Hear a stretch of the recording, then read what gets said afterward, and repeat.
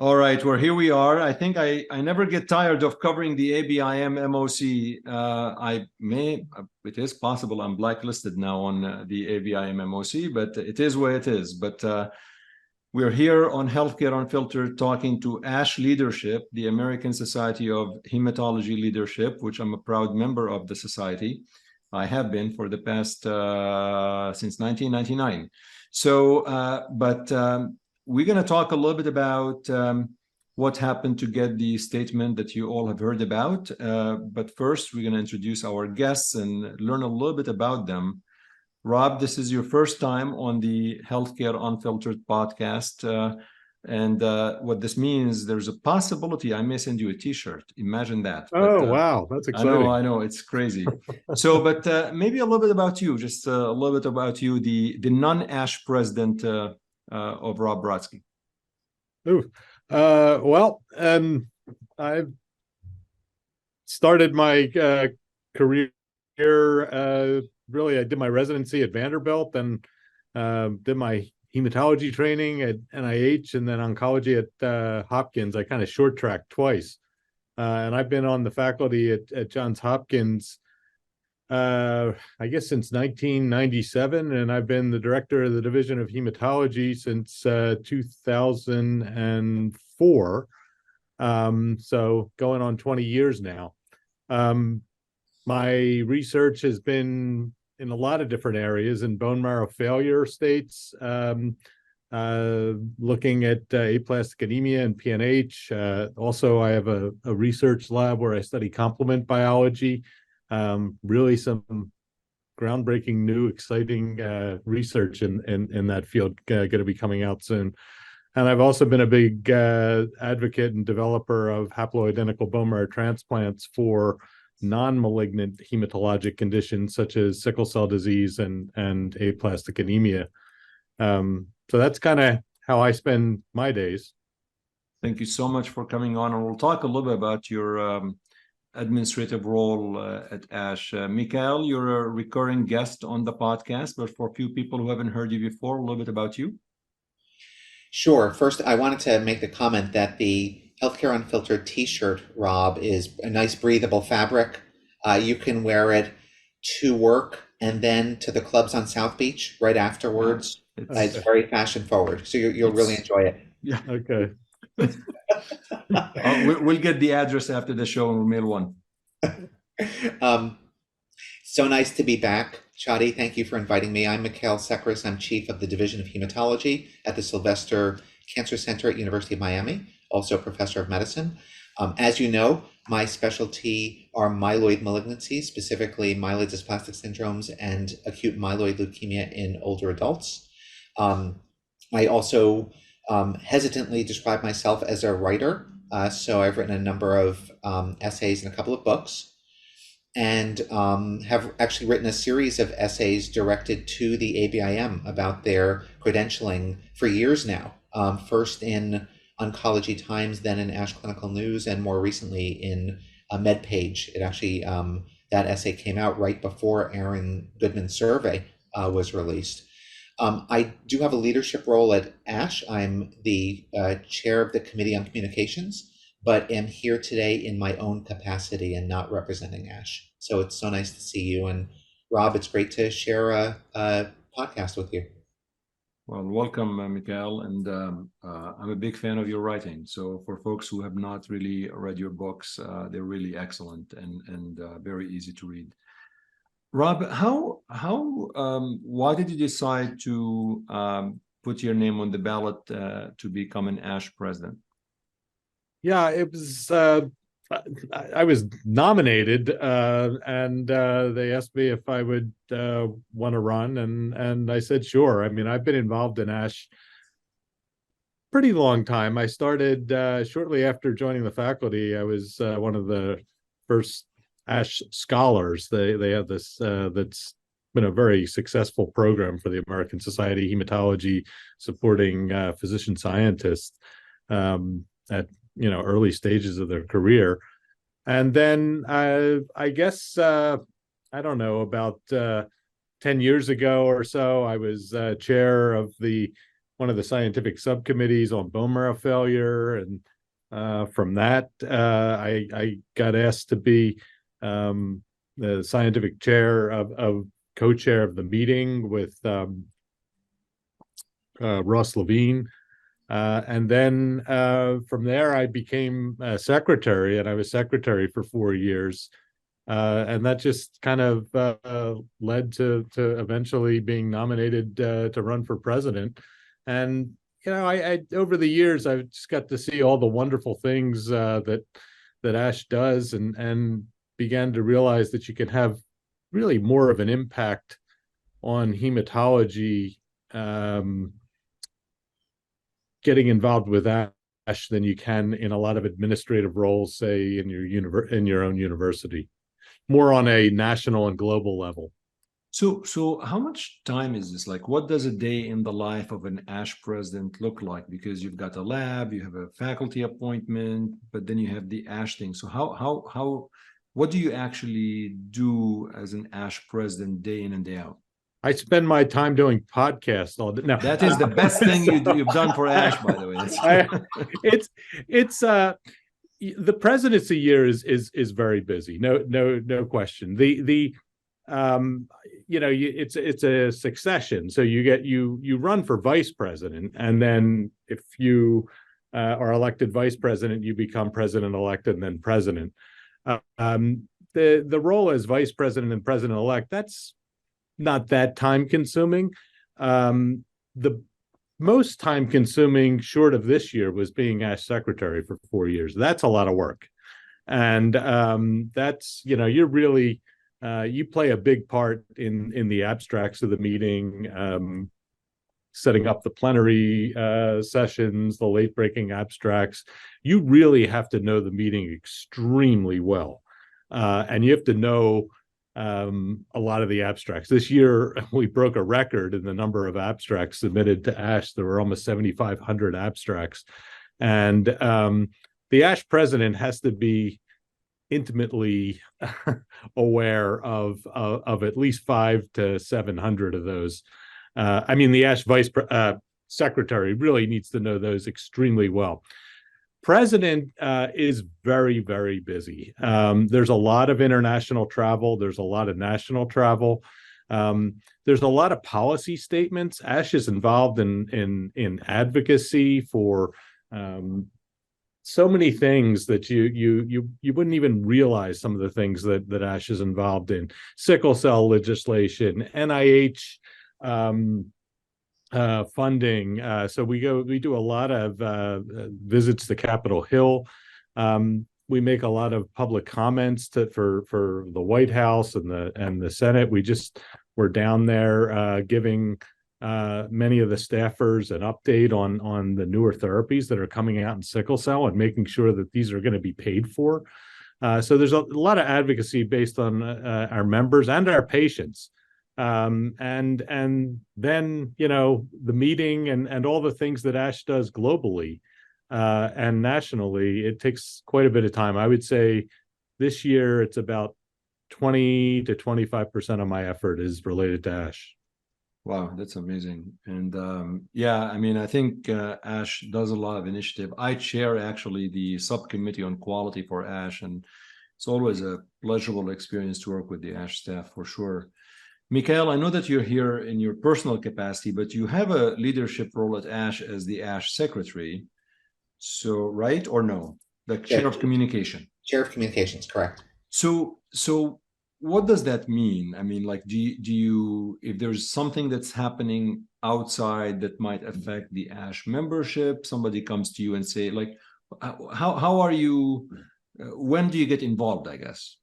Yeah, it's a great question. So first of all, let me say that Dr. Brodsky has been amazing, both as secretary and then as president. And I'm not just saying that because he's here and he's my, wearing our ASH hats, my ASH boss, but he has an incredible mind and is so even keeled and goes about everything with such equipoise and thinking about the impact that ASH has on hematology worldwide. So Rob's been amazing.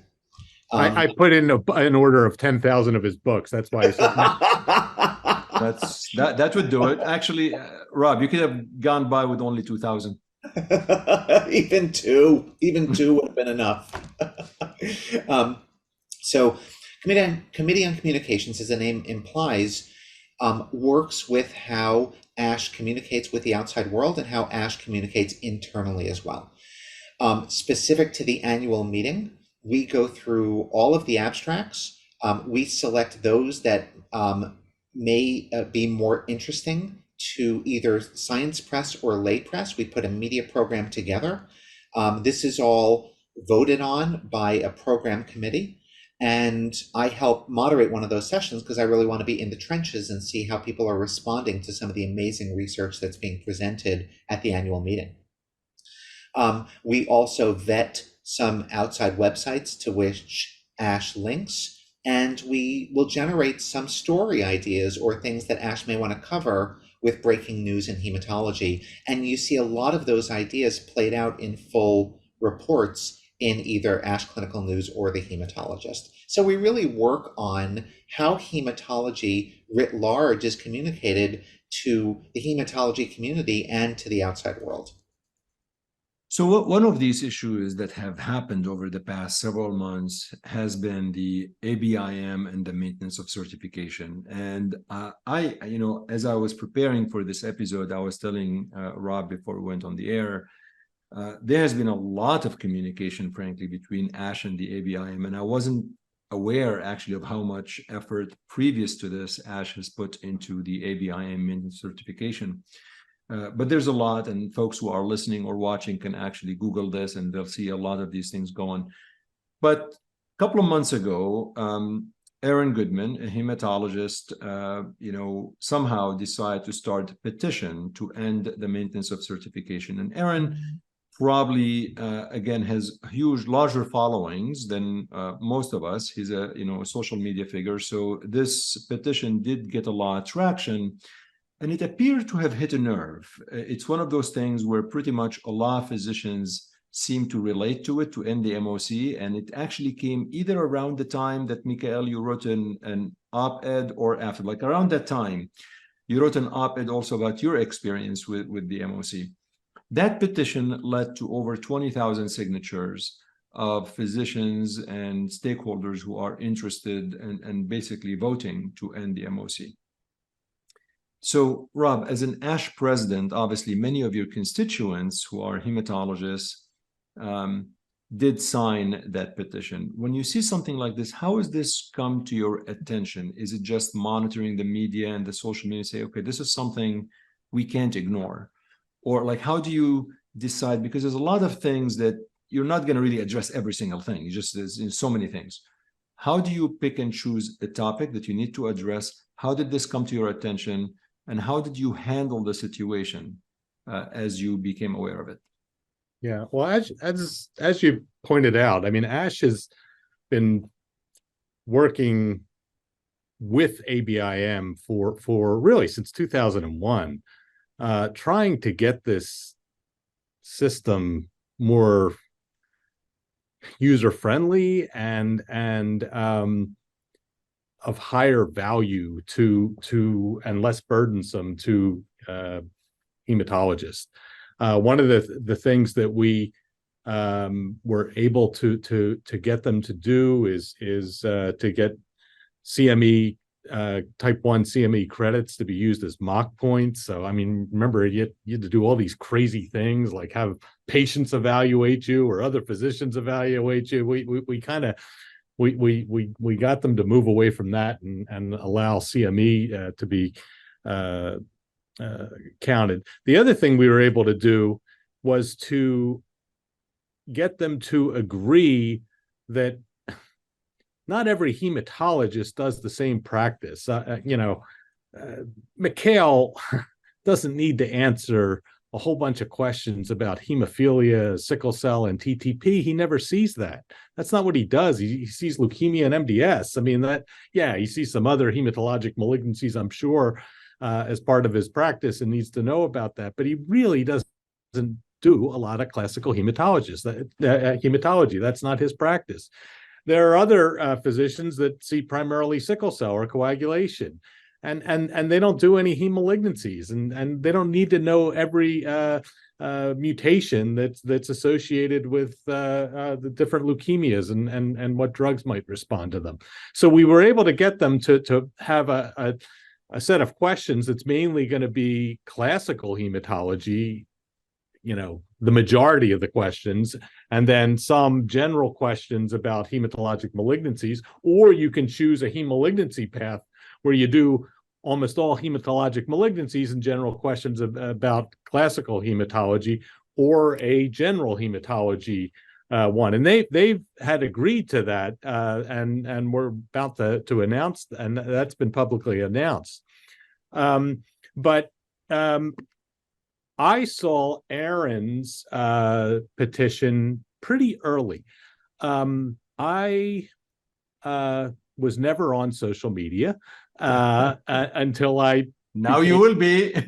until I became president about a year ago, and the ASH staff convinced me it's important for the president to have some type of social media presence. So here I am. I'm on X now. I joined like a month before my presidency, and I'm still learning.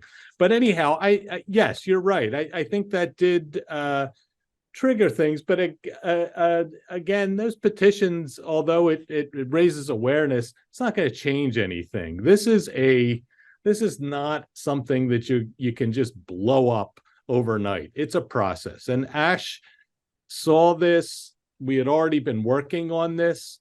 We already knew our members were not happy. And actually, I went to CRTI, the Clinical Research Training Institute that ASH does out in La Jolla. I think Aaron direct messaged me or something, about something about what ASH's stance on this, and I said we're aware of this. We've been working with them. We continue to work on this, and I said, by the way, I'm going to be out in your backyard in a few days, and he said, well, come meet me. I'll take you for tacos. And so I really wanted to hear his perspective, and we had a great time. We got tacos, and it's a great place there called Oscars, by the way. And but I'll tell you what had the biggest impact on me was my time at CRTI, because I started speaking to a lot of our members, and it was the members that really impressed upon me how burdensome and stressful this was to them. They were telling me how, after 10 hours in the hospital, they would go home, they still have to finish their notes, and then an email would pop up, saying you have 12 days or else you're going to lose your certification or whatever, to complete these questions. And then they were telling me about the time limits and how the 4 minutes, many of the questions they would answer in 30 seconds or so, and ABIM will tell you, the average question is answered in 2 minutes or less. That may be true, but it doesn't take away from the fact that you don't know how many you need to get right to pass the exam. So, if there's, say, 30 questions and you get 3 out of the first 7 wrong, you're like, oh no, now I got, and so now you're, frantically Googling and up to dating, and they were telling me how burdensome that was. And then they were also telling me that they really weren't learning. And that really bothered me. And then the other thing I did is I went and I spoke to several people who actually write questions for ABIM. And these were people that were grandfathered. Yep. And I said to them, do you take the exam? And they said no. They don't need to. And that really, highlights it for me, because it's really, how can you say, yes, I think ABIM would love to run out the clock on the 6% of practicing physicians that are grandfathered, because you can't argue that this is critical for development and knowledge and quality, if these people who haven't taken an exam for, maybe 25, 30 years more, are still practicing medicine, and these are really good doctors. Let me tell you, I would send any of my patients or family to these three physicians because I know they are very good doctors, but they aren't involved in MOC. So that's kind of really what got me to work with ASH and bring this up as an important topic that our members care about, and to say we really need to come out with a strong statement. And it took us a little while to get there, but in typical ASH fashion, they really did their homework. They looked into what other countries are doing. They looked into how, other societies were feeling about this. We really looked into what our members were saying about this. We even read some of Mikkael's stuff, and it really made us realize that this is something that we need to take a stance on. And we'll go over the letter, Rob. I appreciate you taking us through the process, and I want to go over the letter as well as what how does it, who's usually involved in this. Mikkael, around the same time as Aaron's petition came out, you had written an op-ed. What led you to write this op-ed? What triggered you to do that? It's a great question, Chadi.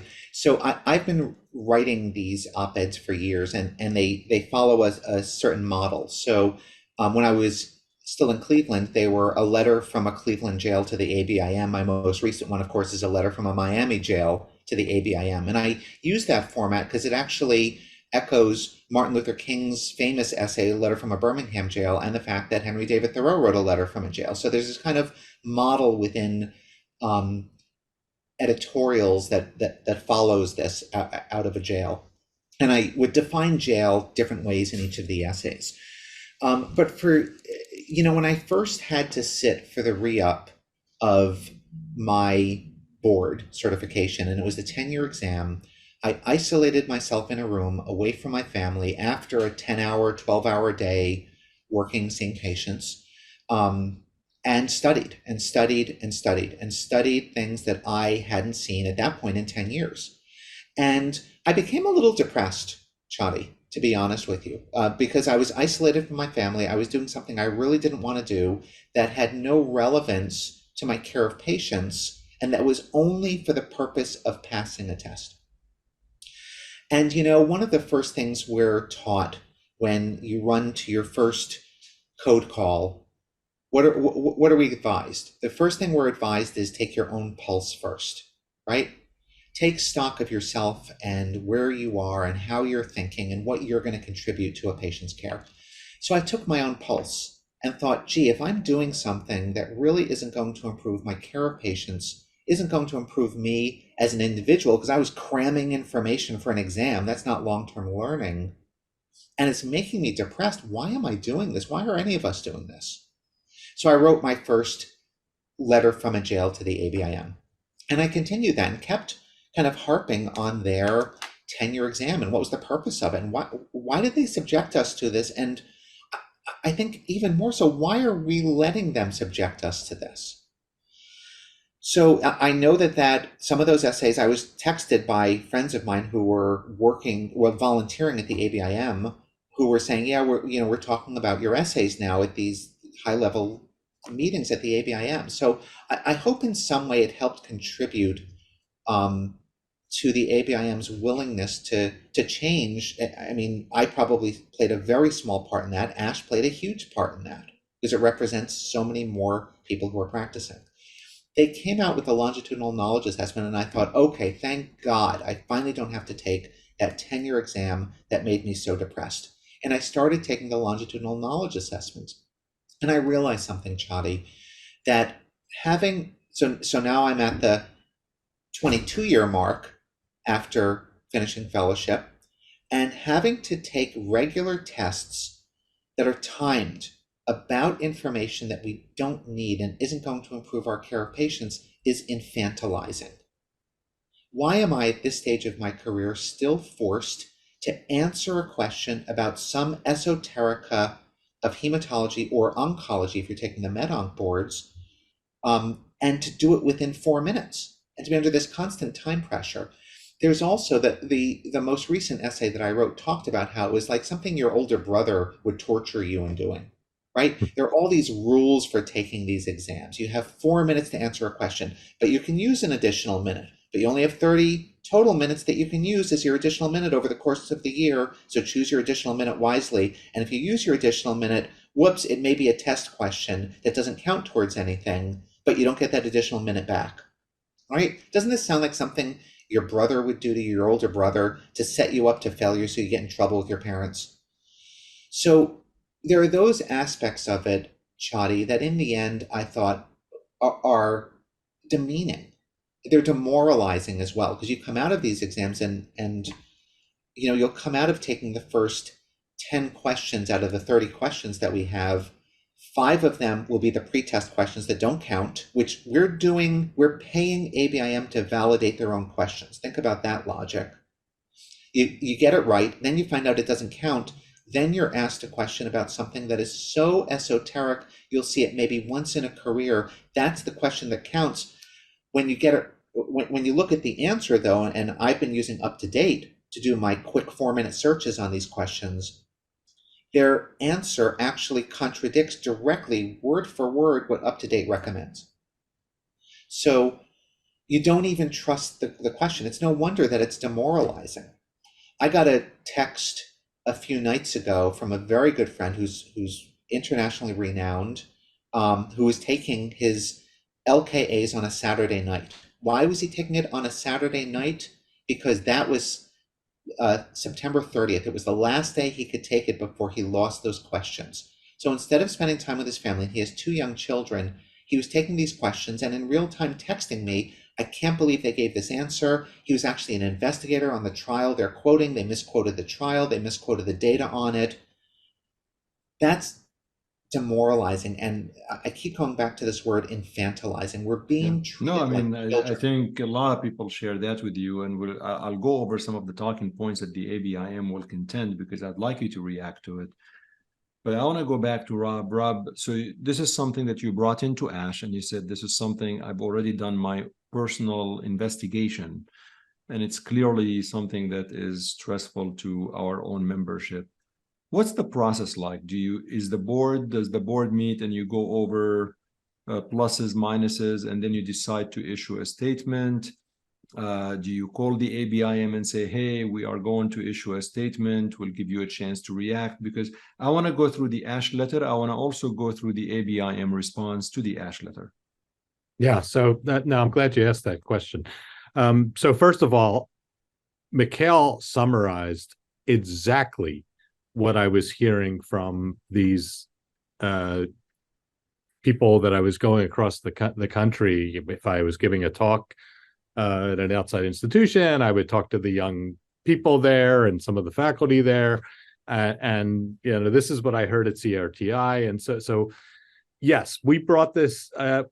So I have a weekly call with the executive director and the deputy director of the American Society of Hematology, who are both fantastic. And I have an every other week call with our executive committee. Which, it's the president, it's the vice president, it's the president-elect, it's the treasurer, the secretary, and our counselors. And there's ASH staff on that call. So that's every other week. And I brought up to our director and executive and deputy director that, hey, this is really gaining some momentum, and I think ASH needs to come out with a statement here. And we watched it for a little bit, and then, after a period of time and speaking to people and hearing more about this, we decided we need to come out with a fairly strong statement. But, ASH, we're a subspecialty of medicine. ASH can't own ABIM, but we're a pretty potent actor there. So we wanted to take our time and really investigate this as much as we could to find out as much as we could about it. And then we brought it to the executive committee. And our initial statement was more about what we had done, what I told you about, back from 2001 and some of the successes we had.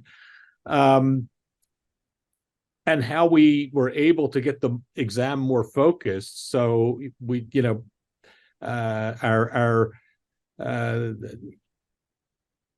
members wouldn't have to take as many esoteric questions. But then, as we looked more into this LKA and heard more about this timing and some of the issues that Mikkael just described, we said, we need to rewrite this letter. This needs to be a little stronger.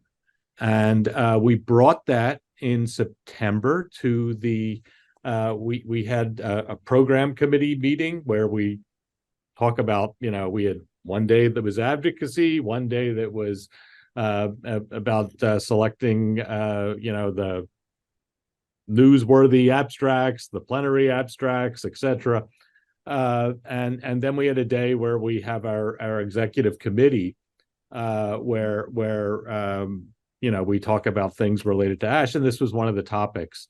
And we had a strong statement, but then we did some modifications, and after that, we all voted to approve it, and out it went. We did, as you implied, give ABIM a heads up. We sent it to them 24 hours before it came out. And again, I want to get across, we're not trying to necessarily blow up ABIM. We just want a test that will be not high stakes, much more formative, information, something that's not going to burn people out. I mean, there is so much burnout and time in front of the computer. And we want it to be a process that is evidence-based, is transparent, and where people actually learn something. So, ABIM said, ASH is for just lifetime certification. That's not true. ASH is all about continuing medical education. Our members want to continue to learn, but not this way. Yeah, this and Mikkael, people will argue, why do we need a test at all? I want to go through the letter, because the reality is, your knowledge, it's hard to believe that after 20 years and taking care of hundreds and hundreds of patients with leukemia, life-threatening leukemias and MDS, you are a professor, you've got promoted, you do your CMEs, you go to ASH, you lecture internationally. It is hard for me to believe that your competency is judged based on a random test that is written by whoever it is. So my question to you is, why do we need a test whatsoever? And then we'll go over, if we must have a test, which is the ASH proposal, why do I need to be tested at all? Well, we agree with that. And meaning it doesn't necessarily have to be a test. There are other ways. And we haven't come up with, hey, we want A, B, C, D, but we are actively looking at this right now to figure out the best way. Canada does it without an exam. Right. They have, I've spoken to some people and how they do it and how Australia does it. And it takes them about maybe, they spend a day and it takes them maybe 3 hours or so to put everything in but that's what they do. They pay a fee but there's no test. And they can get mock points through, going to seminars, reading books, going to a poster session, listening to a podcast. So there's other ways to show evidence of continuing medical education that is formative and not high stakes, and isn't going to stress people out with timers and clocks and everything. We have everything on the table.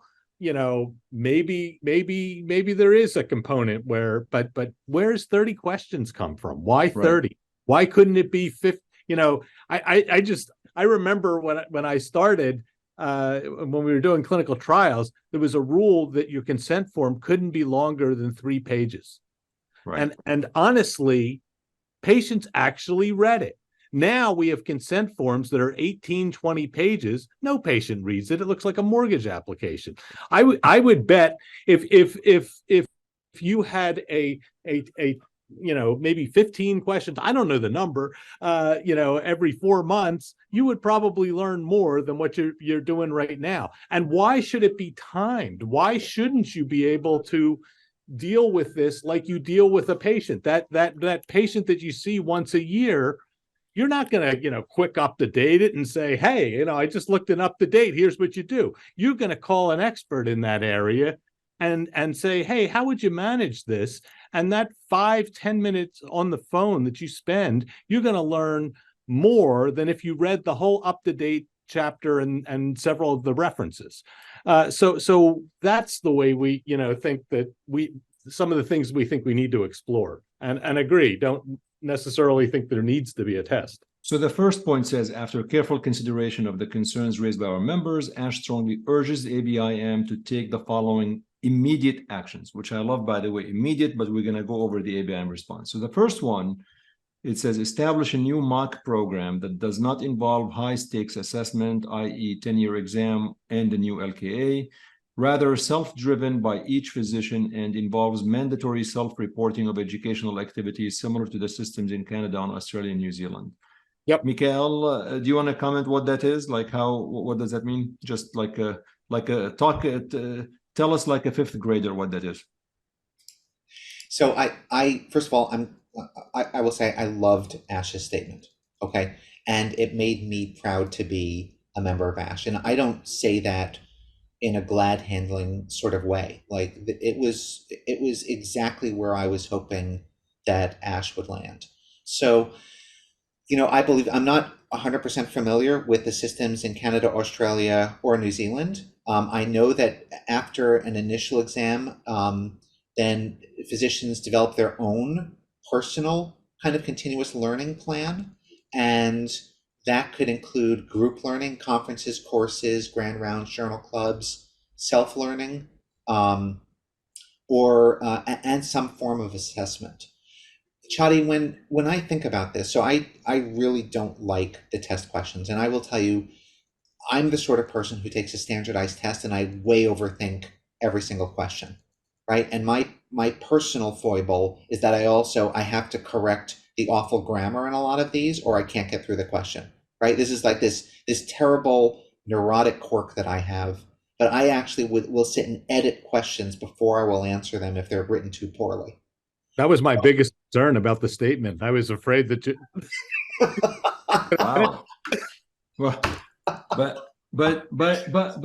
again, I think so. Aside from the New Zealand and Canada, it's the idea is self-driven by each physician. The ABIM contends, what the ABIM tells you, that medicine is evolving, a lot of things are happening, patients deserve the best of care. We can't really tell if the person is really maintaining education. So, Chadi, I want to start with saying that the ABIM predicates its statements that the current system is good, right? Everything derives from continuing to write tests and have us answer test questions in some sort of pressured environment. And I reject that premise. Moving away from that, I would ask you the question, Chadi, what is it that actually changes and advances your own care of patients? You are an outstanding lymphoma doctor. When you alter something in your practice, what is it that altered it for you? And I would make the case that for me, it's reading a seminal article, or it's hearing a talk from somebody who I think is just at the cutting edge of the field and thinks about something in a different way than I have before, and I change my practice. So if you were to challenge me and say, what is it that I would count as something that would meaningfully affect the care of my patients, I would say, have us read a practice-changing article and then actually write about it and then actually comment on how we'll change our practice. Have us attend a lecture or some sort of interactive opportunity with somebody who is a world leader in something we specialize in, and then comment on what we learned from it and how we're going to change our practice. I think those are meaningful ways, but that's just the world of no, agree. Rob, and then the second point is revise the current LKA system. So if we are going to keep the LKA, I think what you're giving them, I'm just reading between the lines, you're giving them a way out. What you're saying, if you decide to keep the LKA, what we would like as ASH is to revise it as such, removing the time limits, so people can research as much as they want, allow them to consult a colleague, and reducing the number from 30 to 15. So in a sense, you're saying if you insist and we cannot reach any agreement and you want to keep the LKA, allow us to call a friend, take out the time limit, and we're too busy. We want 15 questions versus 30. Yeah, I mean, again, that is I would say everything's on the table here. We want to make sure that this process is fair, transparent, and of value. Right now, it's failing on all of those. And there are, and no one likes to do this stuff, no matter what system. I'm sure they don't love it in Canada either. But we're not against continued lifelong learning. That's part of what we do. That's part of who we are. But why can't we come up with, I mean, there are, we got AI reading all sorts of, complicated scientific things, reading x-rays, bone marrows, blood smears. I mean, we can come up with an assessment that doesn't make Mikkael depressed, and he's not the only one, and demoralized, but actually learn something that is valuable. And if that's some type of question, okay, but don't, have some clarity. Don't have 6 million questions and do it all the time.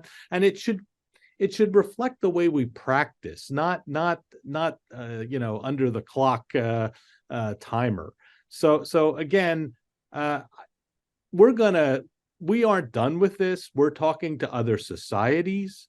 We are continuing to have conversations with ABIM. Yeah, I'm disappointed with the ABIM issued a statement literally within hours. I mean, obviously they knew that you're going to come up with the statement, so they were prepared for this. This was not obviously, but their statement, at least for somebody who was not involved in either statement, I felt that what you guys did and spent a lot of time to come up with fell almost on deaf ears. Because here's what they say. With regard to establishing an MOC program that does not involve high-stakes assessment, they're saying ABIM has already, in italics, introduced a lower-stakes MOC, which is the LKA. It's as if they did not even hear what you guys were saying. Launched in 2022, consists of physicians taking questions, ongoing basis, blah, blah. And they said 1353, 77% of hematologists have signed up for the MOC, as if we have a choice. I love when they actually put that they give this 77% signed up for this. Well, duh, we had to. Pretty much I would lose my certification. No physician can lose certification solely due to their performance on the LKA. What does that even mean, by the way? It means if you actually answer all of the questions wrong. To me, this was fascinating. Literally what they say, no physician can lose certification solely due to their performance on the LKA. So if I answer the 30 questions wrong, I'm still certified. That's even counterintuitive. That means that literally is telling me that I could suck in all of the questions, I'll still be board certified.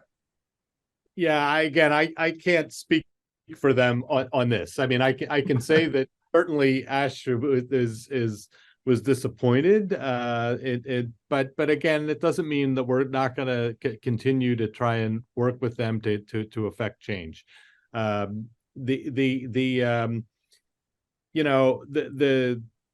statement about the longitudinal knowledge assessment they did over the last year and a half, yeah, we urged them to have an option to the 10-year high stakes exam, but we've had a chance to examine this and to gain experience with this over the last year and a half, and it really falls short. And it's actually, I don't know whether it's made things worse or better, but I do know it's not solving the problem that we've been hearing, not just from our members. I mean, you saw X. I mean, the gastroenterologist, the rheumatologist, infectious disease, every internal medicine, every subspecialty you can think of is bothered by this. You know, they're going through a leadership change with Dr. Barron retiring. You know, hopefully they'll be a little bit more responsive, but ASH is committed to doing what is best for their members, and we're going to pursue every possible option we can to improve this process. Mikkael, one of the things that it says here that the LKA folks who participate, it took them less than a couple of minutes to answer the question. So the ABIM is not understanding the time limit issue.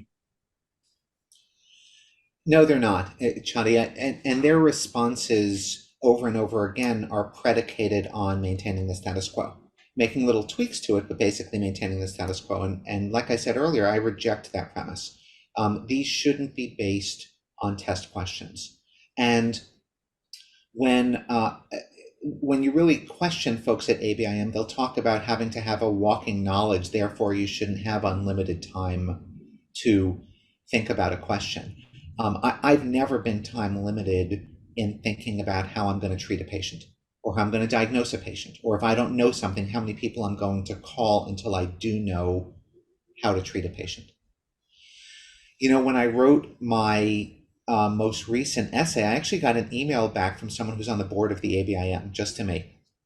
And it's someone who used to head up the MedOnc section. And it was fascinating to read through how much he had drunk the Kool-Aid and accepted as basic fact some aspects of what they do.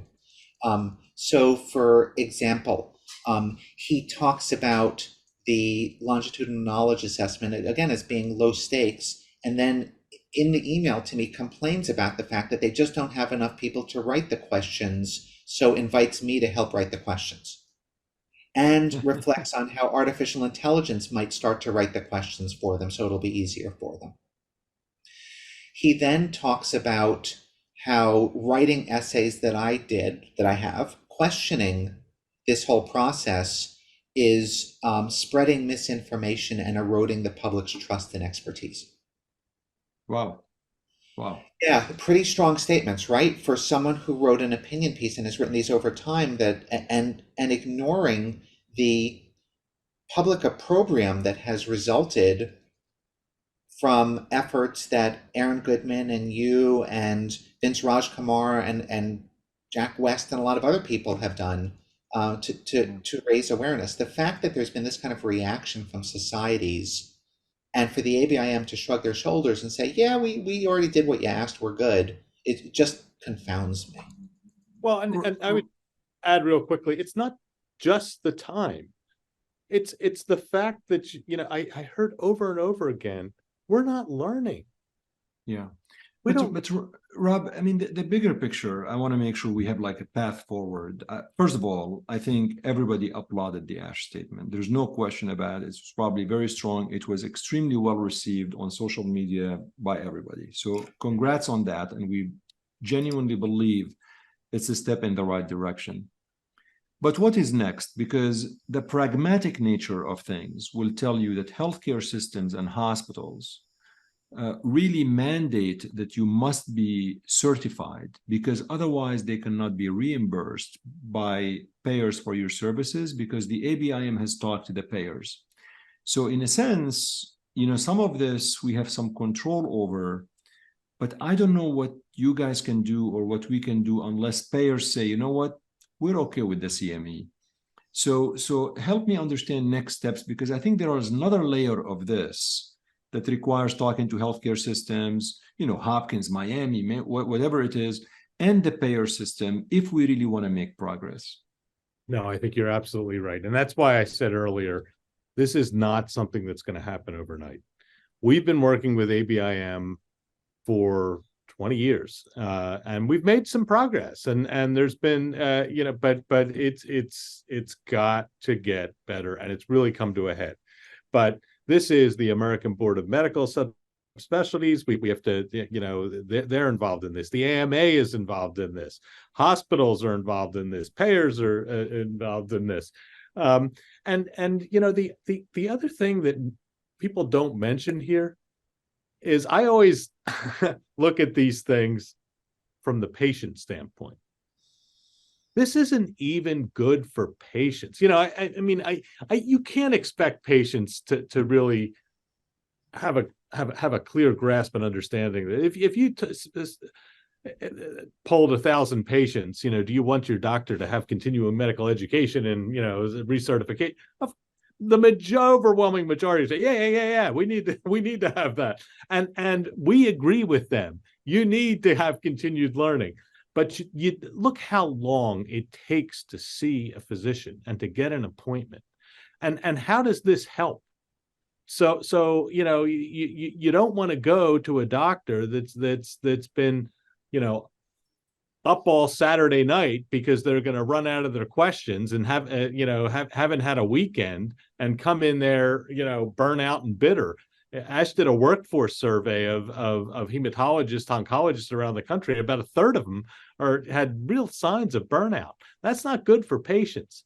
But we learn, and especially the younger generation, a lot younger than me, learn in different ways than I used to, and I still learn, although I'm kind of seeing the beauty in some of the way the younger generation learns too. There's good and bad things about that. So we have to evolve this, and it's going to take a huge effort. It's not going to be fixed by a petition. It's not going to be fixed by 20,000 signatures or 100,000 signatures. There's going to have to be a groundswell that comes from organizations and hospitals and payers and patients possibly to fix this process. Is there an opportunity for legislation through the ASH policy and going on the Hill and getting senators, congressmen, congresswomen to work with us? Yeah, this is not a simple fix. We will get there. I have no doubt that this will get better. I don't think ABIM and I don't think maintenance of certification is going away anytime soon. But we can improve this process, and we need to continue to make this better for our members and for our patients. So in the last 5-6 minutes, I know you guys are very busy and you've been very generous with your time. I just want to give listeners and viewers next steps. You've issued the statement. Clearly it was strong. I think it was stronger than many other statements I have seen, was well received. In my opinion, the ABIM response was very defensive. It actually was a reflection of how strong the ASH statement was. But what are the next steps? I mean, Rob, I believe your term finishes at the end of the year. Yep. And then you become past president, so you're still involved. This isn't just me, but no, you're still involved. I know, but I mean, it's under your leadership, and obviously you're driving force with it. But what are the next steps? Like, what does the next 6 months look like on that particular front? Yeah, I think we want to hear from other societies, and we're there's a lot behind the scenes that goes on. Don't think that ASH is just sitting on their hands and waiting for the next, all right, we came out with a statement, we're done. No, we have, there's ASH staff that works on this and spends maybe 20-30% of their time just working on this.